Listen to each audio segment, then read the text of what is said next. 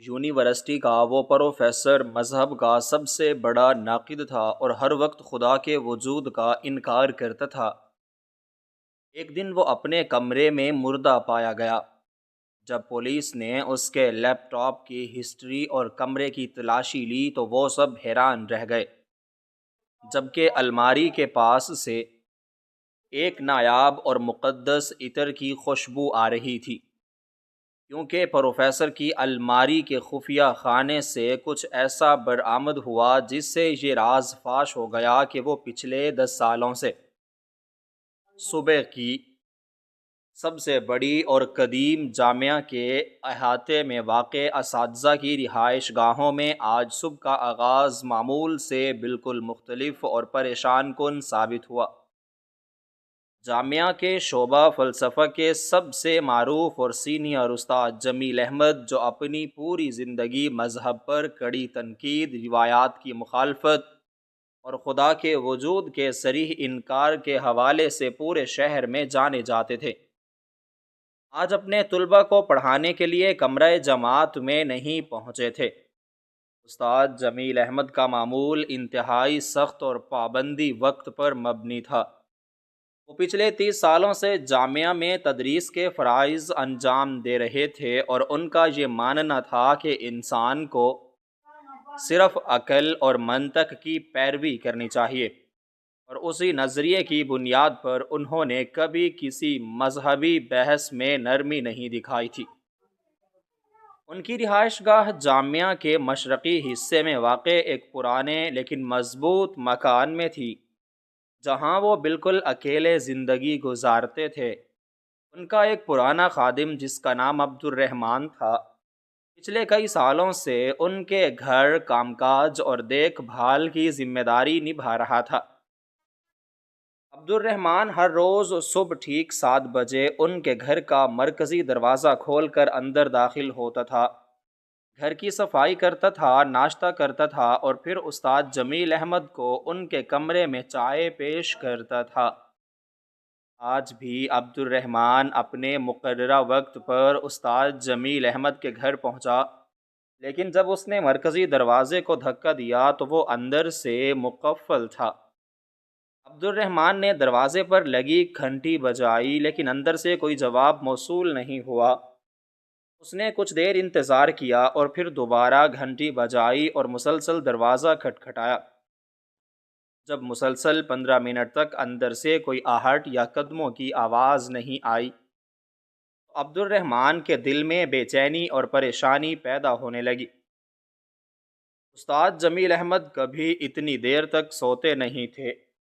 اور نہ ہی کبھی ایسا ہوا تھا کہ وہ گھنٹی کی آواز سن کر دروازہ نہ کھولیں۔ عبد الرحمن نے گھر کے پچھلے حصے کی طرف جا کر ان کے کمرے کی کھڑکی سے اندر جھانکنے کی کوشش کی، لیکن کھڑکی کے پردے پوری طرح گرے ہوئے تھے اور شیشے کے اندر سے کچھ بھی نظر نہیں آ رہا تھا۔ اب عبد الرحمن کی پریشانی میں مزید اضافہ ہو گیا اور وہ فوراً جامعہ کے انتظامی دفتر کی طرف دوڑا۔ وہاں پہنچ کر اس نے انتظامی افسر سلیم رضا کو ساری صورتحال سے آگاہ کیا۔ سلیم رضا فوراً اپنے 2 محافظوں، جن کے نام صفدر اور بشیر تھے، کو ساتھ لے کر استاد جمیل احمد کی رہائش گاہ کی طرف روانہ ہوا۔ جب یہ لوگ وہاں پہنچے تو انہوں نے بھی دروازہ کھٹکھٹایا اور بلند آواز میں استاد جمیل احمد کو پکارا، لیکن اندر سے مکمل خاموشی چھائی رہی اور کسی قسم کا کوئی جواب نہیں آیا۔ حالات کی نزاکت کو سمجھتے ہوئے سلیم رضا نے فیصلہ کیا کہ دروازے کا تالا توڑنا پڑے گا۔ صفدر اور بشیر نے مل کر ایک بھاری لوہے کے اوزار کی مدد سے مرکزی دروازے کا تالا توڑ دیا، اور وہ سب احتیاط کے ساتھ گھر کے اندر داخل ہوئے۔ گھر کے اندر مکمل سکون تھا اور ہر چیز اپنی جگہ پر ترتیب سے رکھی ہوئی تھی، کہیں بھی کسی قسم کی بدنظمی نہیں تھی۔ وہ لوگ سیدھے استاد جمیل احمد کے سونے کے کمرے کی طرف بڑھے۔ کمرے کا دروازہ اندر سے بند نہیں تھا، بلکہ صرف بڑا ہوا تھا۔ سلیم رضا نے دھڑکتے دل کے ساتھ دروازے کو دھکا دیا اور اندر داخل ہوا۔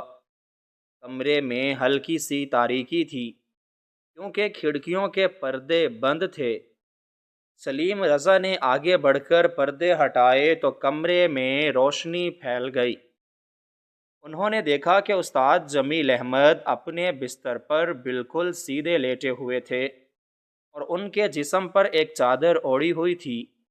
عبد الرحمن نے آگے بڑھ کر ان کا نام پکارا اور ان کے کندھے کو ہلایا، لیکن استاد جمیل احمد کے جسم میں کوئی حرکت نہیں ہوئی۔ ان کا جسم مکمل طور پر ٹھنڈا پڑ چکا تھا اور ان کی سانسیں رک چکی تھیں۔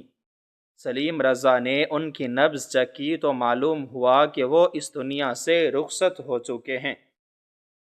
استاد جمیل احمد جو زندگی بھر موت کے بعد کی زندگی اور خدا کے وجود پر سوال اٹھاتے رہے، آج اپنے کمرے میں مردہ پائے گئے تھے۔ ان کی موت کی وجہ بظاہر کچھ سمجھ نہیں آ رہی تھی، کیونکہ کمرے میں کسی قسم کی توڑ پھوڑ کا نشان نہیں تھا، نہ ہی ان کے جسم پر زخم کا کوئی نشان موجود تھا اور نہ ہی کوئی اور غیر معمولی چیز نظر آ رہی تھی۔ سلیم رضا نے فوراً کمرے سے باہر نکل کر اپنے دفتر کے مواصلاتی آلے سے مقامی پولیس کے محکمے کو اطلاع دی۔ کچھ ہی دیر میں یہ خبر پوری جامعہ میں آگ کی طرح پھیل گئی کہ مذہب کے سب سے بڑے ناقد اور مشہور استاد جمیل احمد پراسرار طور پر وفات پا گئے ہیں۔ جامعہ کے دیگر اساتذہ، طلباء اور انتظامیہ کے لوگ ان کے گھر کے باہر جمع ہونا شروع ہو گئے۔ صورتحال کی حساسیت کو دیکھتے ہوئے سلیم رضا نے جامعہ کے دیگر محافظوں کو گھر کے مرکزی دروازے پر کھڑا کر دیا تاکہ کوئی بھی غیر متعلقہ شخص اندر داخل نہ ہو سکے اور شواہد کو کسی قسم کا نقصان نہ پہنچے۔ تقریباً 20 منٹ کے بعد پولیس کی 2 گاڑیاں استاد جمیل احمد کے گھر کے باہر آ کر رکیں۔ پولیس کی اس تفتیشی ٹیم کی قیادت ایک انتہائی تجربہ کار اور سینئر افسر طارق محمود کر رہے تھے، اور ان کے ساتھ ان کے نائب افسر کامران اور 4 دیگر پولیس اہلکار موجود تھے۔ افسر طارق محمود نے گاڑی سے اترتے ہی سب سے پہلے وہاں جمع ہونے والے ہجوم کو گھر سے دور ہٹانے کا حکم دیا۔ پولیس اہلکاروں نے ہجوم کو پیچھے دھکیلا اور گھر کے چاروں طرف رکاوٹیں کھڑی کر دیں تاکہ کوئی بھی شخص اس حد کو عبور نہ کر سکے۔ افسر طارق محمود اور نائب افسر کامران نے سلیم رضا اور عبد الرحمن سے ابتدائی معلومات حاصل کیں کہ انہوں نے دروازہ کیسے کھولا اور کمرے کے اندر کیا صورتحال تھی۔ معلومات حاصل کرنے کے بعد پولیس اہلکار نے احتیاط کے ساتھ گھر کے اندر قدم رکھا۔ انہوں نے اپنے ہاتھوں پر دستانے چڑھا لیے تاکہ ان کے ہاتھوں کے نشانات کمرے میں موجود کسی بھی چیز پر نہ پڑیں۔ افسر طارق محمود سیدھے اس کمرے میں گئے جہاں استاد جمیل احمد کی لاش موجود تھی۔ انہوں نے کمرے کے دروازے پر کھڑے ہو کر پورے کمرے کا بغور جائزہ لیا۔ کتابوں کی شیلف، لکڑی کی میز، کرسی اور بستر، ہر چیز کو بہت غور سے دیکھا گیا۔ اس کے بعد وہ بستر کے قریب گئے اور لاش کا ابتدائی معائنہ کیا۔ لاش کی حالت دیکھ کر اندازہ ہو رہا تھا کہ موت رات کے کسی پہر واقع ہوئی تھی۔ کمرے کا درجہ حرارت اور لاش کی سختی اس بات کی گواہی دے رہے تھے کہ موت کو کئی گھنٹے گزر چکے ہیں۔ افسر طارق محمود نے اپنے نائب کامران کو ہدایت کی کہ وہ کمرے کی ہر زاویے سے عکس بندی کرے اور کمرے کا نقشہ کاغذ پر تیار کرے۔ موت کی وجہ بالکل نامعلوم تھی، اور چونکہ استاد جمیل احمد ایک انتہائی معروف اور متنازع شخصیت تھے، اس لیے اس معاملے کو کسی بھی صورت نظر انداز نہیں کیا جا سکتا تھا۔ ان کی پوری زندگی مخالفتوں میں گزری تھی اور ان کے نظریات کی وجہ سے بہت سے لوگ ان سے شدید اختلاف رکھتے تھے۔ اس لیے یہ موت طبی بھی ہو سکتی تھی اور کسی گہری سازش کا نتیجہ بھی۔ پولیس نے لاش کو تحویل میں لینے کے لیے سرکاری شفا خانے کے طبی عملے کو طلب کر لیا تاکہ لاش کو وہاں منتقل کر کے اس کا تفصیلی معائنہ کیا جا سکے اور موت کی اصل وجہ جانی جا سکے۔ اس دوران دیگر پولیس اہلکاروں نے گھر کے دیگر حصوں کی تلاشی کا کام شروع کیا۔ باورچی خانہ، مہمان خانہ اور غسل خانہ، ہر جگہ کو بغور دیکھا گیا، لیکن کہیں بھی کسی بیرونی شخص کے زبردستی داخل ہونے کے شواہد نہیں ملے۔ گھر کے تمام تالے اور کھڑکیاں اندر سے بند تھیں، جس کی وجہ سے معاملہ مزید پیچیدہ ہو گیا تھا۔ افسر طارق محمود نے تمام اہلکاروں کو ہدایت کی کہ وہ گھر کے باہر موجود لوگوں کی فہرست تیار کریں اور جو لوگ اس وقت گھر کے اندر داخل ہوئے تھے ان کے مکمل بیانات قلم بند کریں۔ عبد الرحمن، سلیم رضا، صفدر اور بشیر سے الگ الگ پوچھ گچھ کی گئی اور ان کی تمام باتیں کاغذ پر لکھی گئیں۔ طبی عملہ گاڑی کے ساتھ وہاں پہنچ گیا اور انہوں نے لاش کو ایک مخصوص کپڑے میں ڈال کر شفا خانے کی طرف روانہ کر دیا۔ لاش کے جانے کے بعد افسر طارق محمود نے گھر کے تمام دروازوں اور کھڑکیوں کو اچھی طرح بند کرنے کا حکم دیا اور گھر کے مرکزی دروازے پر باقاعدہ سرکاری مہر لگا کر جائے وقوع کو مکمل طور پر محفوظ کر دیا تاکہ کوئی بھی شخص اندر داخل ہو کر کسی بھی قسم کے شواہد کو نہ چھیڑ سکے۔ تمام ابتدائی کارروائی مکمل کرنے، موقع پر موجود لوگوں کے بیانات درج کرنے، جائے وقوع کو مکمل طور پر بند کرنے اور تمام قانونی تقاضے پورے کرنے کے بعد پولیس حقائق جاننے کے لیے باقاعدہ تفتیش کا آغاز کرتی ہے۔ ابتدائی کارروائی مکمل ہونے اور استاد جمیل احمد کی لاش کو تفصیلی معائنے کے لیے شفا خانے روانہ کرنے کے بعد انتہائی قابل اور تجربہ کار تفتیشی افسر طارق محمود اور ان کے نائب اہلکار کامران نے کمرے کے اندر اپنی باقاعدہ اور تفصیلی تفتیش کا آغاز کیا۔ کمرے کے اندر ایک انتہائی عجیب اور پر اسرار قسم کی خاموشی اور اداسی چھائی ہوئی تھی اور کمرے کی بند ہوا میں پرانی کتابوں اور پرانے فرنیچر کی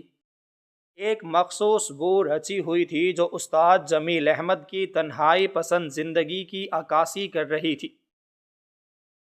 طارق محمود نے کمرے کے دروازے پر کھڑے ہو کر اپنی تیز اور مشاہداتی نگاہوں سے پورے کمرے کا ایک مجموعی خاکہ اپنے ذہن میں ترتیب دیا اور پھر سب سے پہلے اپنی پوری توجہ کمرے کے وسط میں رکھی ہوئی پڑھائی کی اس لکڑی کی بڑی میز کی طرف مرکوز کی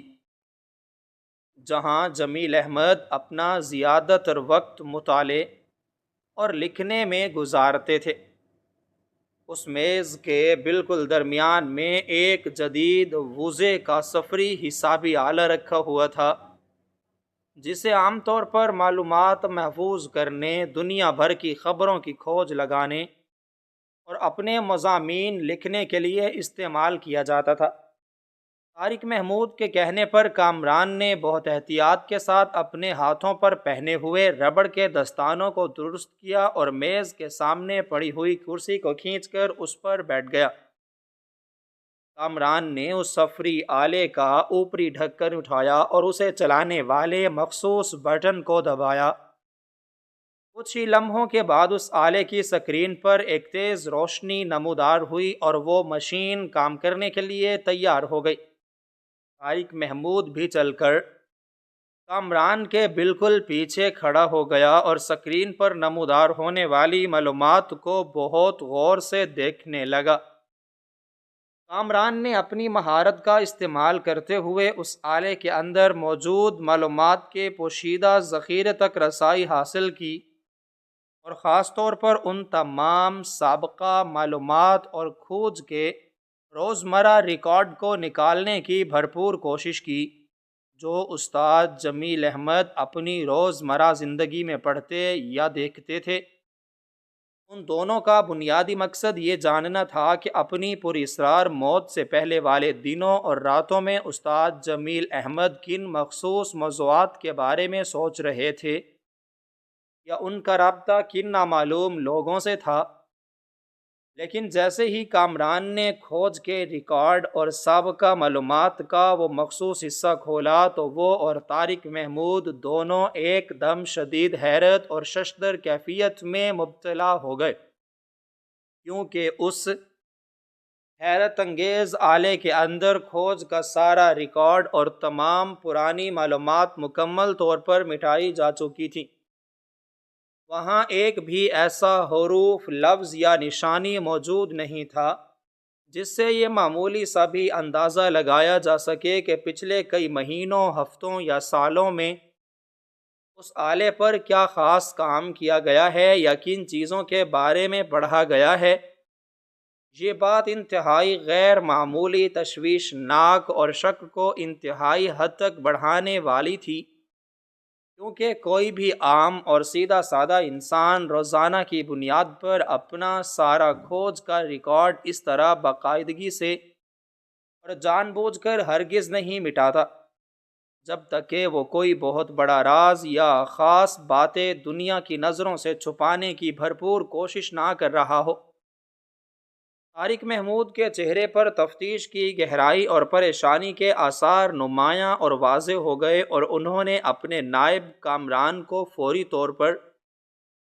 یہ سخت ہدایت کی کہ اس سفری حسابی آلے کو اسی حالت میں انتہائی احتیاط کے ساتھ محکمے کے ایک خاص اور محفوظ تھیلے میں بند کر دے، تاکہ بعد میں جرائم کے تکنیکی ماہرین کی مدد سے اس جان بوجھ کر مٹائے گئے تمام ریکارڈ کو کسی نہ کسی طرح دوبارہ حاصل کرنے کی کوشش کی جا سکے۔ اس اہم آلے کو محفوظ کرنے کے بعد طارق محمود نے کمرے کے ایک ایک کونے اور اس میں موجود ہر ایک چیز کی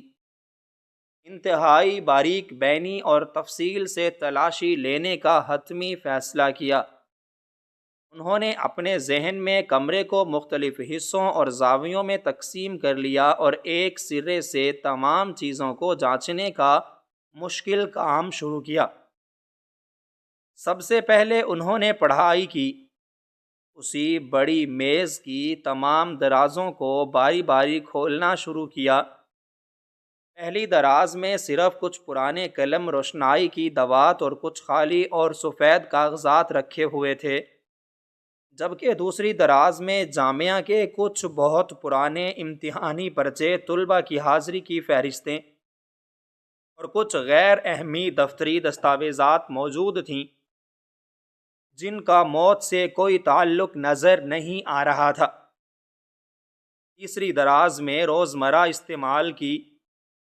کچھ بہت ہی اہم اشیاء تھی، جن میں پڑھنے کے لیے استعمال ہونے والی ایک پرانی اینک اور سر درد اور بخار کی کچھ اہم ادویات شامل تھیں۔ کامران نے ان تمام ادویات کے پتوں کو بہت غور سے دیکھا اور ان کے نام ایک چھوٹے کاغذ پر لکھ لیے تاکہ بعد میں طبی ماہرین سے ان کے اثرات کے بارے میں مزید معلومات حاصل کی جا سکے۔ میز کی یہ تفصیلی تلاشی مکمل کرنے کے بعد وہ دونوں تفتیشی اہلکار کمرے کی سب سے بڑی چوڑی اور نمایاں چیز یعنی دیوار کے ساتھ رکھی ہوئی کتابوں کی بہت بڑی الماری کی طرف بڑھے۔ یہ الماری خالص اور مضبوط لکڑی کی بنی ہوئی تھی اور کمرے کے فرش سے لے کر بالکل چھت تک پھیلی ہوئی تھی۔ اس کے اندر سینکڑوں ضخیم اور پتلی کتابیں نہایت سلیقے اور ترتیب کے ساتھ رکھی گئی تھیں، جن میں زیادہ تر کتابیں فلسفہ، منطق، تاریخ اور دنیا بھر کی روایات اور عقائد کے خلاف لکھی گئیں انتہائی پیچیدہ تحریروں پر مشتمل تھیں۔ طارق محمود نے اپنے ہاتھ کے اشارے سے کامران کو ہدایت کی اور پھر ان دونوں نے مل کر الماری کے پہلے خانے سے ایک ایک کتاب کو باہر نکال کر اس کے صفحات کو تیزی سے پلٹ کر دیکھنا اور جھاڑنا شروع کیا۔ ان کا یہ تھکا دینے والا عمل کرنے کا مقصد یہ تھا کہ شاید کسی کتاب کے صفحات کے اندر کوئی پرانا خط، کوئی چھوٹی سی پرچی یا کوئی اور اہم تحریر چھپا کر رکھی گئی ہو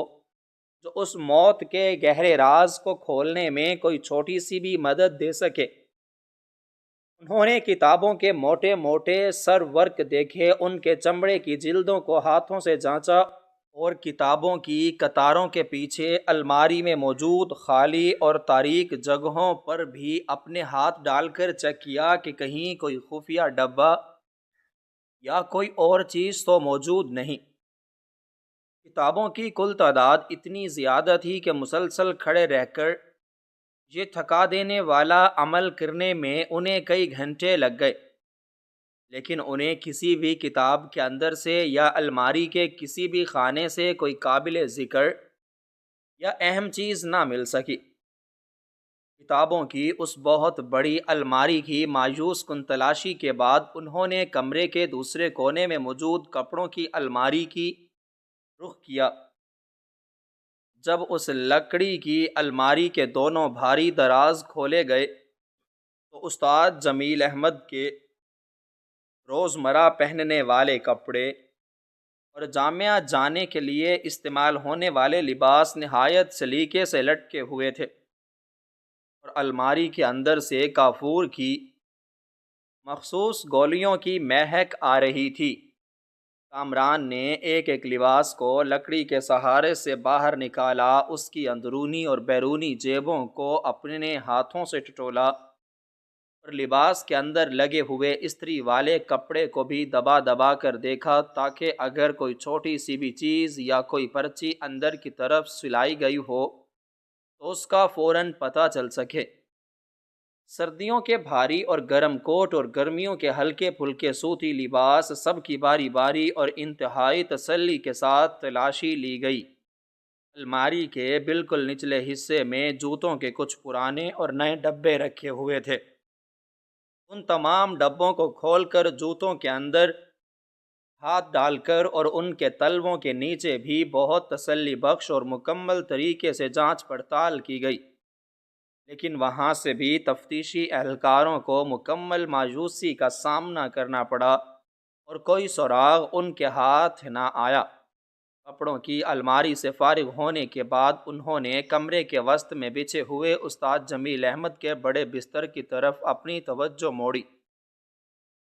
بستر کے اوپر بچھی ہوئی سفید چادر کو مکمل طور پر ہٹایا گیا اور اس کے نیچے بچھے ہوئے روئی کے موٹے گدے کو پوری طاقت سے اٹھا کر دیکھا گیا۔ گدے کے نیچے موجود پلنگ کے لکڑی کے چوڑے تختوں کو بھی ایک ایک کر کے جانچا گیا کہ کہیں ان تختوں کے درمیان کوئی ایسی جگہ خالی تو نہیں جہاں کوئی کاغذ یا کوئی اور چیز چھپائی جا سکے۔ تکیوں کے غلاف اتارے گئے اور ان کے اندر موجود نرم روئی کو بھی دونوں ہاتھوں سے دبا کر اور مسل کر چیک کیا گیا۔ بستر کے سرہانے لگی ہوئی لکڑی کی خوبصورت نقش و نگار والی چوڑی تختی کو بھی پیچھے دیوار کی طرف سے بغور دیکھا گیا، اور بستر کے نیچے موجود اندھیری اور گرد آلود جگہ پر ایک طاقتور برقی چراغ کی روشنی ڈال کر وہاں کا بھی کونا کونا چھان مارا گیا، لیکن بستر اور اس کے اطراف سے بھی اس پر اصرار موت کے حوالے سے کوئی سراغ نہ مل سکا۔ طارق محمود چونکہ ایک انتہائی زیرک، سمجھدار اور بہت زیادہ تجربہ کار تفتیشی افسر تھے، اس لیے وہ اس بات کو اچھی طرح سمجھتے تھے کہ استاد جمیل احمد جیسے انتہائی پڑھے لکھے اور ذہین انسان کی موت اگر کوئی سوچی سمجھی سازش ہے تو اس کا سراغ اتنی آسانی سے اور کھلی جگہوں سے ہرگز نہیں ملے گا۔ اس لیے انہوں نے اپنی تفتیش کا دائرہ مزید وسیع کر دیا اور کمرے کی چاروں دیواروں پر لگی ہوئی تمام پرانی تصویروں اور آرائشی اشیاء کو بھی ہٹا ہٹا کر ان کے پیچھے کی جگہ کو دیکھنا شروع کیا۔ دیوار پر لگی ہوئی ایک بہت پرانی اور بڑی گھڑی کو اتارا گیا اور اس کے پیچھے موجود خالی جگہ کو دیکھا گیا۔ کمرے کے فرش پر بچھے ہوئے انتہائی موٹے اور قیمتی قالین کو چاروں کناروں سے باری باری اٹھا کر اس کے نیچے کے فرش کی حالت اور پتھروں کو بھی بغور جانچا گیا۔ کمرے کی چھت پر لگے ہوئے پرانے طرز کے پنکھے اور روشنی کے کموں کو بھی نیچے کرسی پر کھڑے ہو کر بہت غور سے اور قریب سے دیکھا گیا۔ کھڑکیوں پر لٹکے ہوئے بھاری پردوں کو ہلا کر اور ان کی تمام تہوں کو کھول کر بھی چیک کیا گیا۔ دیواروں پر لگے ہوئے بجلی کے بٹنوں کو بھی کھول کر دیکھا گیا کہ شاید ان کے پیچھے موجود تاروں کے جال میں کوئی پرچی چھپائی گئی ہو۔ کھڑکیوں کے شیشوں اور ان کی لکڑی کی چوکھٹوں کو بھی ہاتھ سے دبا کر چیک کیا گیا کہ کہیں کوئی لکڑی کھوکھلی تو نہیں۔ اسی طرح میز کے پائے اور کرسی کی نشست کے نیچے والے حصے کو بھی الٹا کر کے بغور دیکھا گیا۔ طارق محمود اور کامران نے اپنی پوری کوشش کے دوران کمرے کے کسی ایک بھی چھوٹے سے چھوٹے حصے کو نظر انداز نہیں کیا، اور انتہائی صبر، تحمل اور باریک بینی کے ساتھ ہر اس جگہ پر اپنی عقابی نظر دوڑائی جہاں سوئی کے برابر بھی کوئی چیز چھپائی جا سکتی تھی۔ ان کی یہ طویل تلاشی محض سرسری یا دکھاوے کی نہیں تھی، بلکہ اس میں ایک گہری سوچ اور انتہائی منظم اور پیشہ ورانہ طریقہ کار شامل تھا۔ انہوں نے کمرے کے ایک کونے میں موجود ردی کی ٹوکری کو بھی فرش پر الٹ کر اس میں موجود پھٹے ہوئے کاغذوں کے ٹکڑوں کو ایک دوسرے کے ساتھ جوڑنے اور پڑھنے کی انتہائی مشکل کوشش بھی کی، لیکن وہ سارے ٹکڑے محض کچھ سودا سلف کی پرانی رسیدیں اور بالکل غیر اہم تحریریں تھیں، جن کا اس اندھوناک واقعے سے دور دور تک کوئی تعلق نہیں تھا۔ کمرے کے دروازے کے بالکل پیچھے لٹکنے والے پرانے تولیے اور غسل خانے کی طرف جانے والے چھوٹے راستوں پر رکھے ہوئے پائیدان کے نیچے اور اطراف میں بھی بہت سخت جانچ پڑتال کی گئی۔ طارق محمود نے اپنے جوتوں کی ایڑیوں سے پورے کمرے کے فرش پر قدم مار کر بھی جانچنے کی کوشش کی کہ شاید فرش کے نیچے کوئی خفیہ تہہ خانہ یا کھوکھلی جگہ موجود ہو جس سے آواز پیدا ہو۔ غرض یہ کہ ان دونوں تفتیشی اہلکاروں نے اپنی طرف سے کوئی کسر نہیں چھوڑی اور کمرے میں موجود ہر ایک بے جان اور چھوٹی سے چھوٹی شے کو بھی اس زاویے اور امید سے دیکھا گیا کہ شاید وہ کوئی خاموش گواہ بن کر ان کے سامنے آ جائے اور اس پر اصرار اور الجھی ہوئی موت پر پڑا ہوا گہرا پردہ ہٹ سکے۔ اس تمام تر انتھک محنت اور کئی گھنٹوں کی مسلسل کوشش کے باوجود حال کوئی ایسی ٹھوس اور واضح چیز ان کے ہاتھ نہیں لگی تھی جو انہیں کسی حتمی نتیجے پر پہنچنے میں ذرا سی مدد دے سکے۔ لیکن اس سب کے باوجود افسر طارق محمود کے چہرے پر کسی بھی قسم کی تھکاوٹ یا مایوسی کی بجائے ایک عجیب سا عزم اور پختہ ارادہ نظر آ رہا تھا، کیونکہ وہ اپنی پیشہ ورانہ زندگی کے طویل تجربے کی روشنی میں یہ بات بہت اچھے سے جانتے تھے کہ مجرم کتنی ہی ہوشیاری اور چالاکی کیوں نہ دکھائے اور شواہد مٹانے کی کتنی ہی کوشش کیوں نہ کرے، وہ کہیں نہ کوئی ایسا چھوٹا سا نشان یا غلطی ضرور چھوڑ جاتا ہے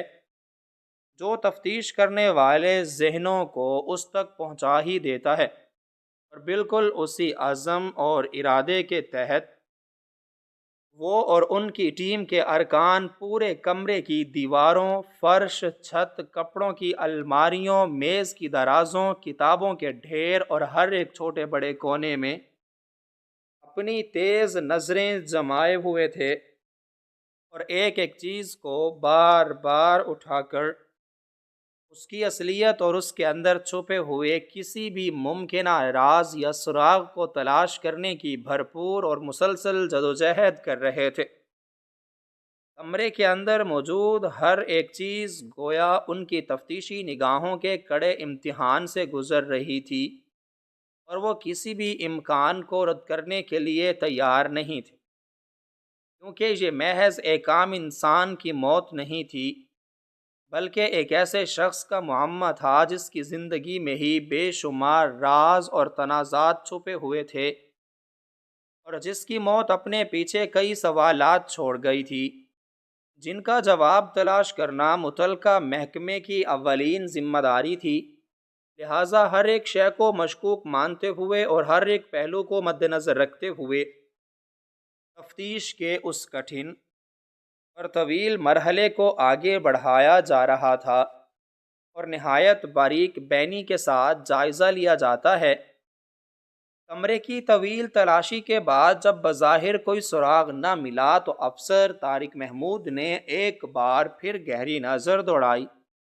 ان کی عقابی نظریں کپڑوں کی بڑی الماریوں کے نچلے حصے پر جا کر رک گئیں۔ طارق محمود کو الماری کے اندرونی فرش پر لگی لکڑی کی ایک ٹائل دیگر ٹائلوں کی نسبت کچھ ابری ہوئی محسوس ہوئی۔ انہوں نے فوراً اپنے نائب کامران کو اشارہ کیا، اور دونوں نے اس نچلے حصے کا غور سے جائزہ لیا۔ طارق محمود نے دستانوں کی مدد سے اس ٹائل کے کناروں کو دبایا تو وہ ہلنے لگی۔ کامران نے لوہے کے اوزار کی مدد سے اس ڈھیلی ٹائل کو احتیاط سے کھینچا اور اسے جگہ سے مکمل ہٹا دیا۔ ٹائل کے ہٹتے ہی دونوں تفتیشی اہلکاروں کی آنکھوں میں شدید حیرت کے تاثرات ابھر آئے، کیونکہ لکڑی کے فرش کے بالکل نیچے ایک انتہائی مہارت سے بنایا گیا چھوٹا سا خفیہ خانہ موجود تھا۔ طارق محمود نے جلدی سے اس تاریک خفیہ خانے کے اندر ہاتھ ڈالا تو وہاں انہیں کچھ پرانی حالت میں موجود ہاتھ سے لکھی ہوئی خستہ حال ڈائریاں ملیں، اور ان ڈائریوں کے بالکل نیچے ایک پرانے اور موٹے کپڑے میں انتہائی احتیاط کے ساتھ لپٹی ہوئی کوئی خاص چیز موجود تھی، جسے انہوں نے فوراً باہر نکال لیا۔ طارق محمود کے مضبوط اور تجربہ کار ہاتھوں میں وہ پرانا اور موٹا کپڑا تھا جس پر وقت کی گہری دھول اور ایک عجیب سی پر اسرار مہک رچی ہوئی تھی،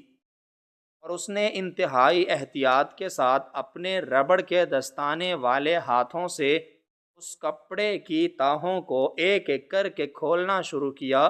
تو کمرے کی فضا میں ایک پر اسرار سی خاموشی چھا گئی، اور اس کا نائب اہلکار کامران بھی اپنی سانسیں روکے ہوئے بالکل اس کے قریب کھڑا تھا، اور اس کی تیز تفتیشی نظریں اس پرانے کپڑے کے اندر چھپی ہوئی اس نامعلوم چیز پر پوری طرح مرکوز تھیں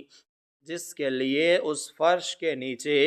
ایک اتنا پوشیدہ اور خفیہ خانہ تیار کیا گیا تھا۔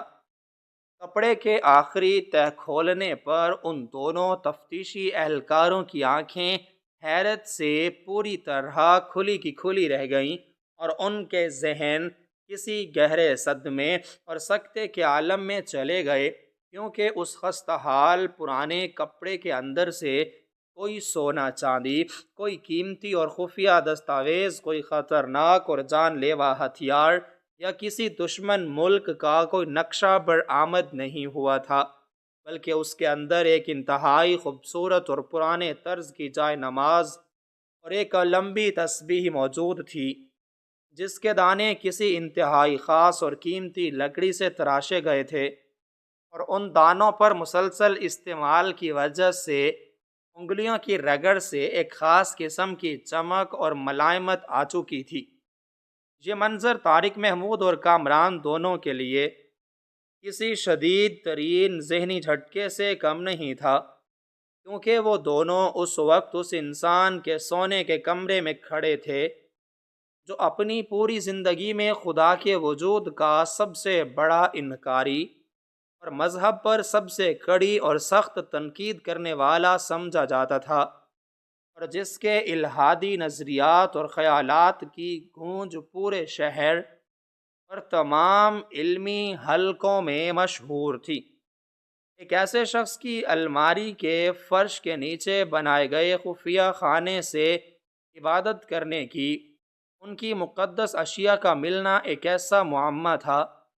جس نے طارق محمود کے طویل اور شاندار تفتیشی تجربے کو بھی ایک لمحے کے لیے مات دے دی تھی۔ اس جائے نماز اور تسبیح کے بالکل نیچے وہ پرانی ڈائریاں رکھی ہوئی تھیں جن کے صفحات کناروں سے پیلے اور خستہ پڑ چکے تھے، اور ان پر وقت کی گہری چاپ واضح طور پر نظر آ رہی تھی۔ طارق محمود نے اپنے کانپتے ہاتھوں سے ان میں سے سب سے پہلی اور پرانی ڈائری کو اٹھایا اور دھڑکتے ہوئے دل کے ساتھ اس کا پہلا صفحہ پلٹا تو اندر استاد جمیل احمد کی اپنی مخصوص اور جانی پہچانی لکھائی موجود تھی، جو وہ اکثر جامعہ کے تختہ سیاہ پر یا اپنے امتحانی پرچوں پر لکھا کرتے تھے۔ طارق محمود نے کامران کو اپنے قریب کیا اور دونوں نے مل کر اس ڈائری کے صفحات پر لکھی ہوئی تحریروں کو پڑھنا شروع کیا۔ ان پر ایک ایسی حقیقت اور ایک ایسا دل دہلا دینے والا راز آشکار ہوا جس نے استاد جمیل احمد کی پوری زندگی کے ظاہر اور باطن کو یکسر تبدیل کر کے رکھ دیا۔ ڈائری کے ابتدائی صفحات آج سے ٹھیک 10 سال پرانے وقت کی عکاسی کر رہے تھے، جن میں استاد جمیل احمد نے اپنی زندگی کے اس سب سے خوفناک، لرزہ دینے والے اور تاریک ترین دن کا انتہائی تفصیل اور درد بھرے انداز میں ذکر کیا تھا، جب اسے شہر کے سب سے بڑے ہسپتال کے سب سے قابل اور ماہر ڈاکٹر نے اس کی تمام تفصیلی جانچ پڑتال اور خون کے نمونے کو دیکھنے کے بعد یہ تلخ اور دل چیر دینے والی حقیقت بتائی تھی کہ وہ ایک ایسی جان لیوا، موذی اور لا علاج بیماری کا شکار ہو چکا ہے جس کا کوئی علاج آج تک اس پوری دنیا کے کسی بھی خطے میں دریافت نہیں ہو سکا، اور اس کی زندگی کے دن اب انگلیوں پر گنے جا سکتے ہیں۔ اس خوفناک دن کے بعد لکھے گئے ڈائری کے صفحات میں استاد جمیل احمد کی وہ شدید ذہنی اور قلبی کشمکش لکھی ہوئی تھی جس نے اس کی عقل، منطق اور فلسفے کے تمام غرور کو ایک ہی جھٹکے میں زمین بوس کر دیا تھا۔ اس نے تحریر کیا تھا کہ جب موت کا سایہ اس کے سر پر منڈلانے لگا اور اس کا اپنا جسم اس کے قابو سے باہر ہونے لگا تو اس کی تمام تر کتابی معلومات، دنیاوی علم اور وہ سائنسی دلائل جن پر وہ ہمیشہ فخر کیا کرتا تھا، اسے کوئی بھی سکون یا دلاسا دینے میں مکمل طور پر ناکام ہو گئے، اور تب اس کے اندر کی وہ گہری اور چھپی ہوئی فطرت جاگ اٹھی جس نے اسے اس عظیم ترین طاقت کے سامنے جھکنے پر مجبور کر دیا جس کا وہ ساری زندگی سر عام انکار کرتا رہا تھا۔ ڈائری کے ان پیلے صفحات پر پھیلی ہوئی روشنائی اس بات کی گواہ تھی کہ وہ الفاظ لکھتے وقت استاد جمیل احمد کی آنکھوں سے آنسوؤں کا ایک سیلاب بہہ رہا تھا جس نے اس کی تحریر کے کئی لفظوں کو مٹا کر دھندلا کر دیا تھا۔ طارق محمود پڑھتا جا رہا تھا اور اس کی حیرت میں ہر گزرتے لمحے کے ساتھ بے پناہ اضافہ ہوتا جا رہا تھا، کیونکہ یہ ڈائریاں ایک ایسے انسان کی دوہری اور متضاد زندگی کا خوفناک اور سچا عکس پیش کر رہی تھیں جس کا تصور بھی کسی عام انسان کے لیے ناممکن تھا۔ استاد جمیل احمد نے بہت ہی دردناک الفاظ میں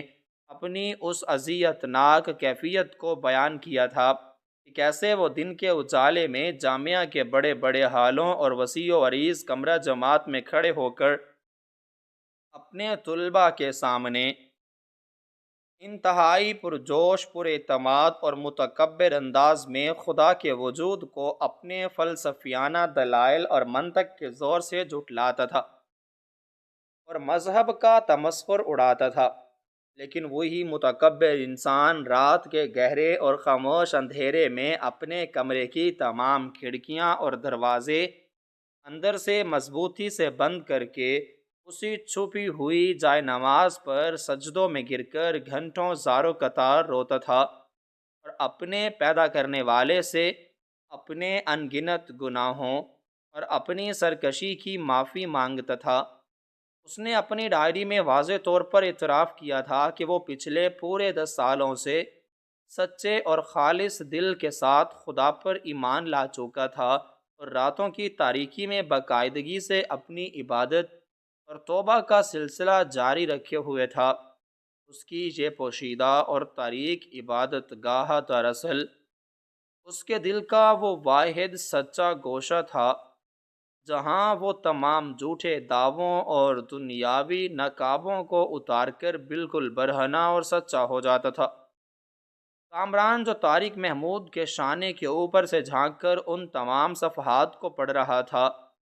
اس کی آنکھوں میں بھی اس عظیم راز کو جاننے کے بعد ایک عجیب سی نمی اور بے یقینی کی کیفیت تیرنے لگی تھی، کیونکہ ان دونوں اہلکاروں کے وہم و گماں میں بھی نہیں تھا کہ تفتیش کا یہ کٹھن اور طویل راستہ انہیں کسی مجرم یا قاتل کی بجائے ایک ایسے شخص کی خاموش اور دردناک سچائی تک لے جائے گا جو اندر سے مکمل طور پر ٹوٹ چکا تھا۔ طارق محمود نے اگلی ڈائری اٹھائی اور اس کے اوراق پلٹنا شروع کیے، جن میں استاد جمیل احمد نے اپنے اس شدید خوف، مجبوری اور ذہنی دباؤ کا بھی بہت ہی تفصیل اور گہرائی کے ساتھ ذکر کیا تھا کہ وہ آخر کیوں اپنی زندگی کے ان آخری 10 سالوں میں دنیا کے سامنے اپنی اس سچی توبہ اور اپنے بدلتے ہوئے عقائد کو ظاہر نہیں کر پا رہا تھا۔ اس نے انتہائی قرب اور بے بسی کے ساتھ لکھا تھا کہ اس کی پوری زندگی کی کمائی، اس کی وہ بہت بڑی اکیڈمک شہرت،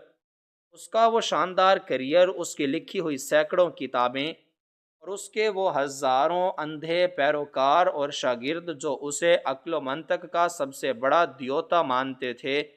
اس کے پیروں اور ذہن کے لیے ایک ایسی مضبوط اور لوہے کی زنجیر بن چکے تھے جسے وہ لاکھ چاہنے کے باوجود بھی توڑنے کی ذرا سی بھی ہمت نہیں جٹا پا رہے تھے۔ اسے ہر وقت اس بات کا شدید اور جان لیوا خوف لاحق رہتا تھا کہ اگر اس نے اچانک ایک دن جامعہ میں کھڑے ہو کر اپنے سابقہ تمام نظریات سے کھلی بغاوت پر کہ خدا پر ایمان لانے کا سرعام اعلان کر دیا، تو یہ پورا معاشرہ، دیگر ناامور اساتذہ اور اس کے وہ تمام کٹر مخالفین جنہیں اس نے ہمیشہ مباحثوں میں نیچا دکھایا تھا،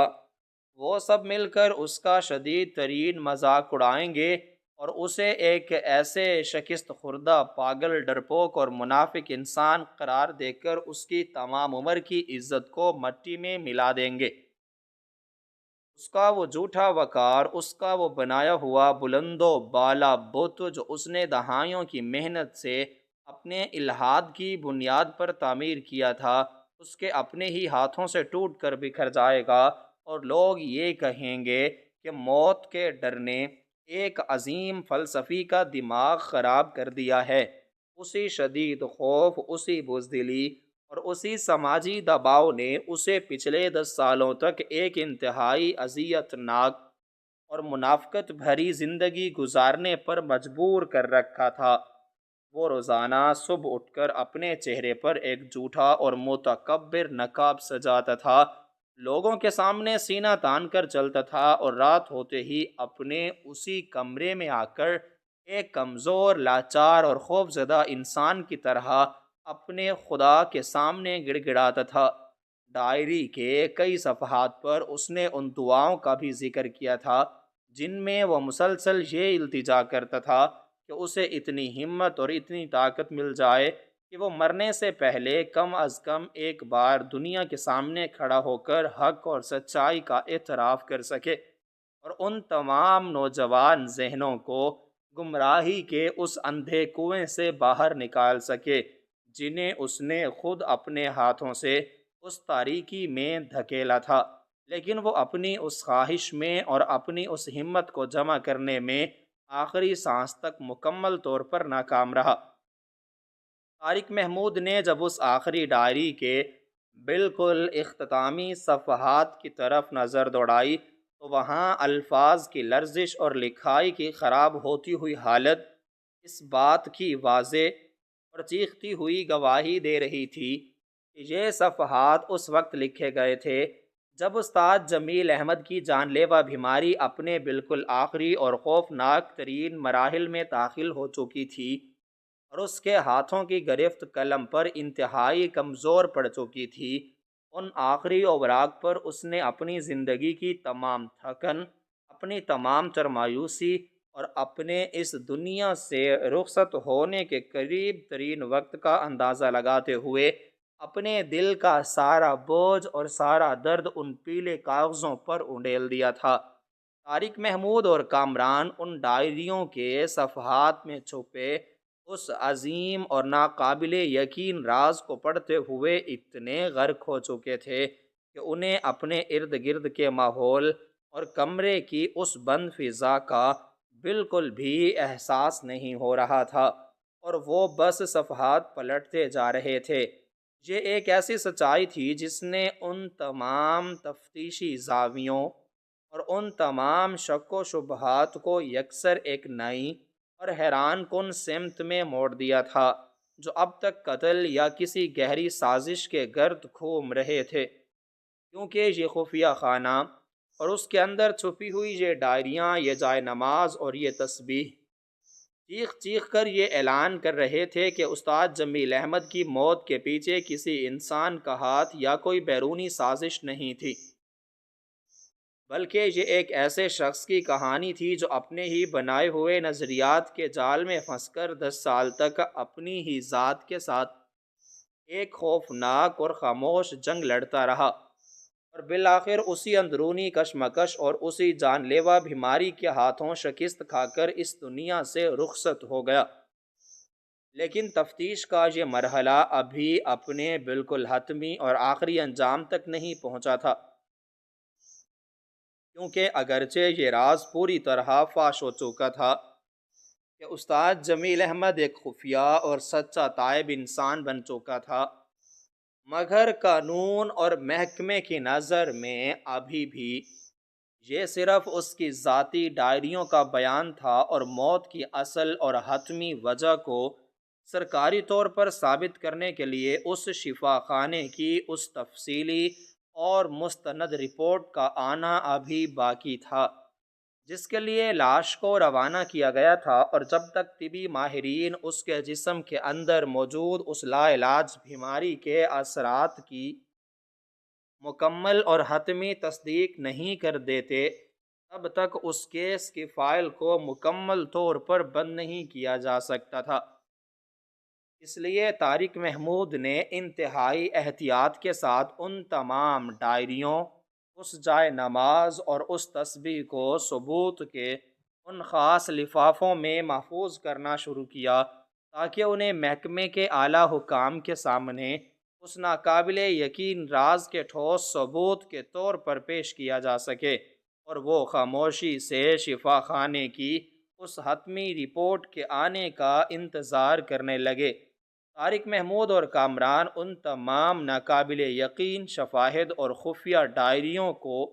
محکمے کے مخصوص اور محفوظ لفافوں میں بند کر کے اپنے تھانے واپس پہنچتے ہیں، جہاں ابھی وہ ان تمام حقائق کو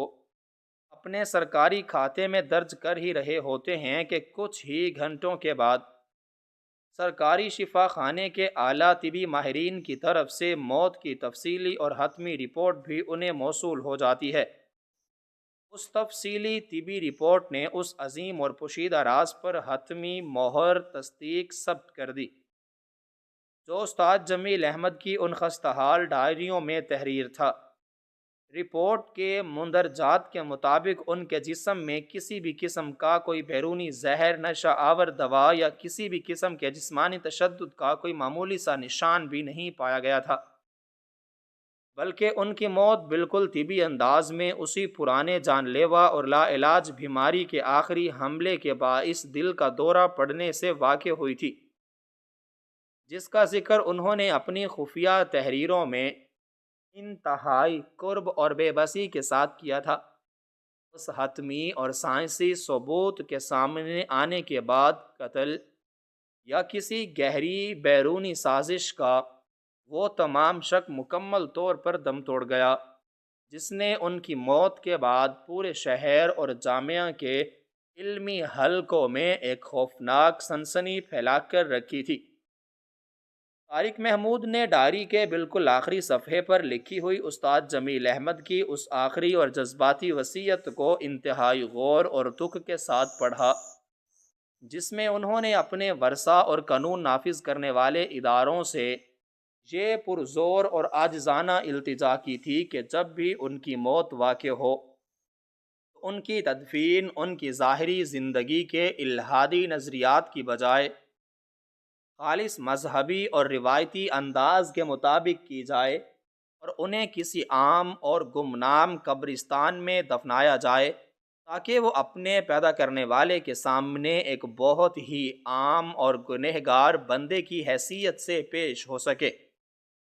طارق محمود نے یہ تمام ہوشربا تفصیلات اور طبی رپورٹ محکمے کے اعلیٰ حکام کے سامنے پیش کیں، جنہوں نے صورتحال کی انتہائی حساسیت کو بہت اچھی طرح سمجھتے ہوئے اس پر اصرار کیس کی فائل کو باقاعدہ طور پر بند کرنے کا سرکاری حکم جاری کر دیا۔ اگلی صبح جامعہ کے انتظامی افسر سلیم رضا اور استاد جمیل احمد کے چند قریبی رشتہ داروں کو قانونی کارروائی کے لیے تھانے بلایا گیا، اور قانون کے تمام مروجہ تقاضے پورے کرتے ہوئے وہ تمام شواہد اور ہاتھ سے لکھی ہوئی ڈائریاں ان کے حوالے کر دی گئیں۔ جب ان رشتہ داروں اور سلیم رضا کو استاد جمیل احمد کی اس دردناک دوہری زندگی اور ان کی سچی توبہ کا علم ہوا تو وہ سب بھی شدید حیرت اور صدمے کی کیفیت میں مکمل طور پر خاموش ہو گئے۔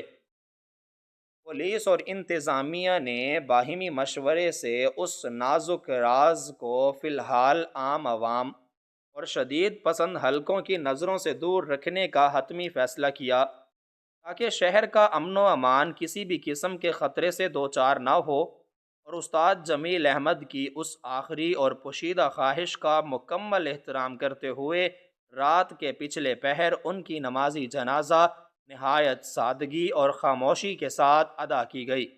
اور انہیں شہر کے ایک پرانے اور غیر معروف قبرستان میں منو مٹی تلے سپرد خاک کر دیا گیا۔ یوں ایک ایسا انسان جس نے اپنی ساری زندگی عقل اور دلیل کے غرور میں گزار دی، اور دنیا کی نظروں میں ہمیشہ ایک باغی اور منکر ہی رہا، اپنے انجام کے وقت اسی عظیم ذات کے سامنے مکمل طور پر جھک گیا، جس کا وہ عمر بھر سرعام انکار کرتا رہا تھا، اور اس کی وہ پرانی جائے نماز اور تسبیح اس کی خاموش سچائی اور سچی توبہ کی واحد گواہ بن کر ہمیشہ کے لیے اس کے ورثہ کے پاس محفوظ ہو گئی، اور جامعہ کے سب سے متنازع استاد کی پراسرار موت کا یہ پیچیدہ کیس ہمیشہ کے لیے اپنے منطقی اور عبرتناک انجام تک پہنچ کر قانون کی کتابوں میں ہمیشہ کے لیے بند ہو گیا۔